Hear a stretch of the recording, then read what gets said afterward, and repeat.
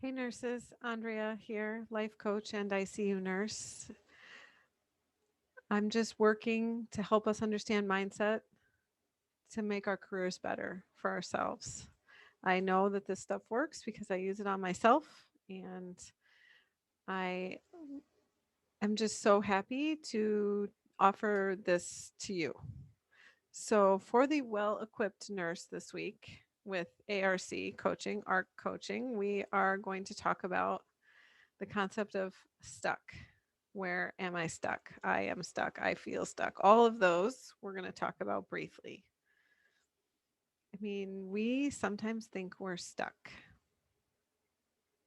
Right away in the morning, that can start as a belief. Walk into report, see people there, you think I'm stuck. Get your assignment, I'm stuck. See your patients, I'm stuck. Maybe you're on a shift where you didn't want to work, you're stuck. Our brain finds evidence for stuck if it's thinking that. This is no judgment. This is how the brain works. And so you're like, well, why does it do that? Because when you walk in and your eyes see your coworkers, your brain has one job to keep you safe and to keep you comfortable. And if they're coworkers that you don't equate with safety or comfort, which could mean anything, you having to work harder at a habit or be nicer to somebody you think you don't like or have a busier pair or use skills you haven't used in a while, all of those things take away from the safety and comfort and make your brain think it's going to have to do more work, so it offers stuck. I'm stuck.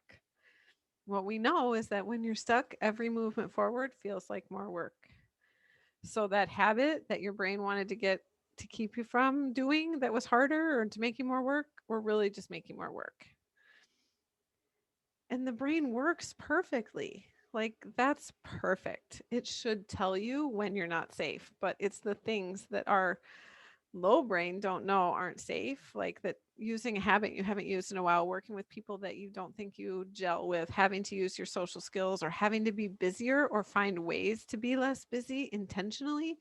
The brain says, oh, those aren't safe. They are safe. We just have to slow our brain down and pay attention.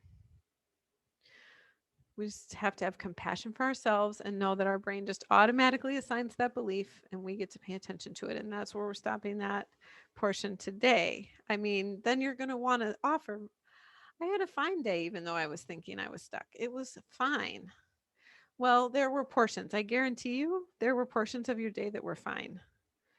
But thinking you're stuck at your job can't feel good when often our job has a lot of meaning for us and it's where we go and it's how we support our lives.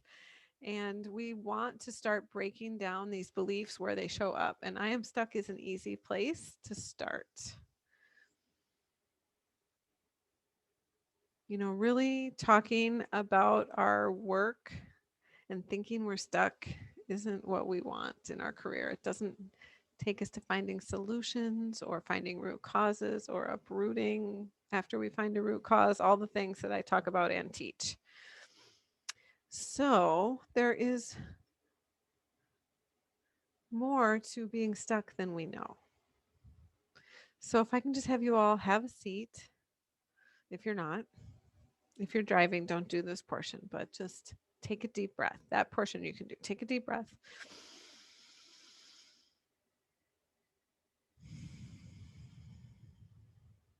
Just blow it out.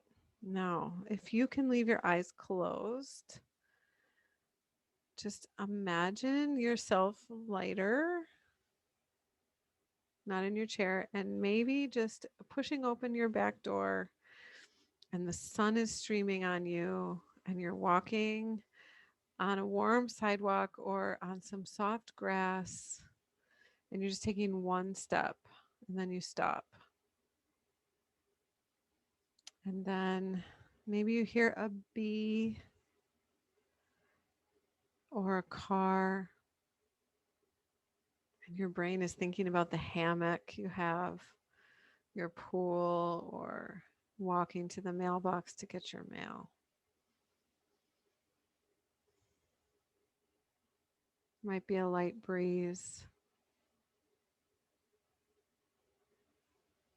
The next thing you imagine is that you begin traveling to where you were going, to your hammock, to your mail, to check out your flowers. And it's no problem. It's because your brain believed that it was totally possible for you to go where you were going. It did not think you were stuck.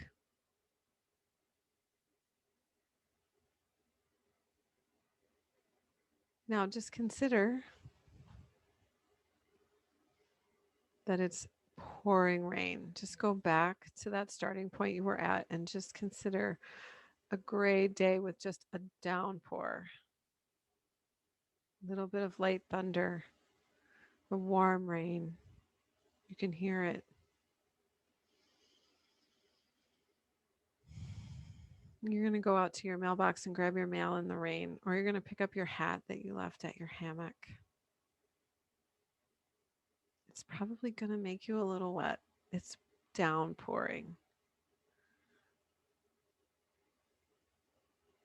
You still go.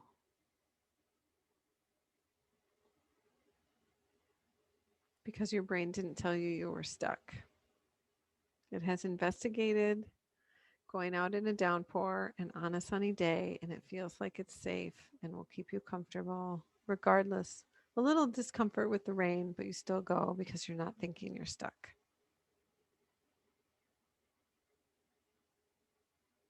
All of that is neuroplasticity, which we have learned those beliefs from time and time of habit use. So if that day you got out to the sidewalk and you were like, I'm stuck, and you didn't go out to the sunny hammock, I mean, you would really be paying attention because it's your habit to do so. Now, it's also our habit to push through every single day, right?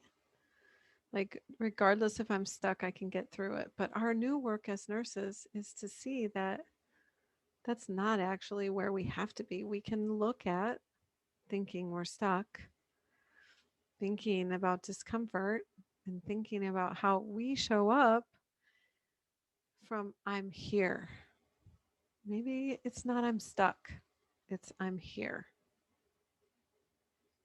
And just how that tilts your brain just a little from all the resistance of being stuck to a little bit more open intentionally.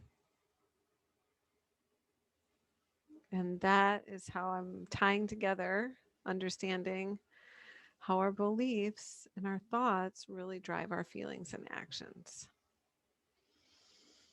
So thank you for doing that little thought exercise with me, and I'm going to share my screen briefly here. So a circumstance is a fact, and if you've worked with me, you know that they're neutral. A circumstance happens, and maybe like we said, that was report. And you thought, I'm stuck. I can imagine when you're feeling that way, you're probably not feeling great. And like I mentioned, you're not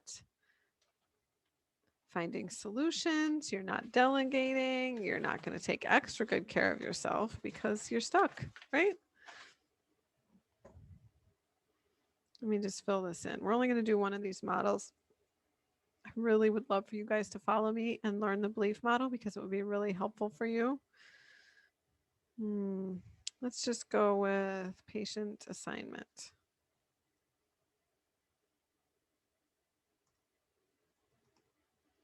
I am stuck. I probably feel overwhelmed. I feel like when I think I'm stuck, I feel overwhelmed. I close off. I don't get creative.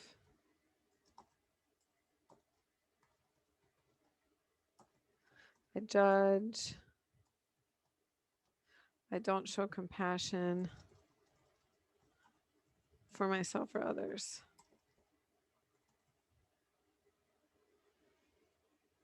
And the result is no movement.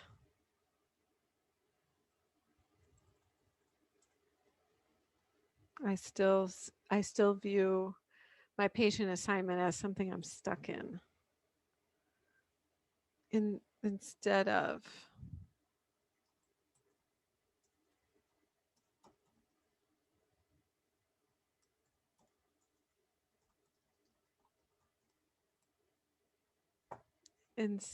knowing that I'm helping my patients, that's what I'm there for. And that's my choice. I put these arrows here because the thought always creates the result.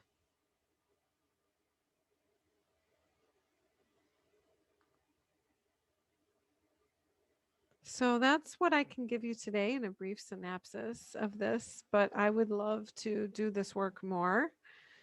You can certainly spend a half hour with me chatting about how you think this work could help you or what's happening for you in regards to being stuck. I mean, talking about this really opens up a lot of feasibility. This work is accessible. It's work that pro athletes do. It's mindset work that we haven't used in the last 100 years as nurses. But if we're going to keep going another 100 years, we need to start tapping into this so that we can feel better and show up. So I would love for you to email me, romercoaching@gmail.com, or find me on Facebook, Andrea Romer Coaching. And I would be absolutely happy to talk with you, for a half hour, and just see where you're at with this and what questions you have, or email me questions. I mean, obviously, I'm super open to teaching this because I spent a long time being stuck and being burned out, and I don't want nurses to have to go through that or know that it's a choice. We all get to struggle.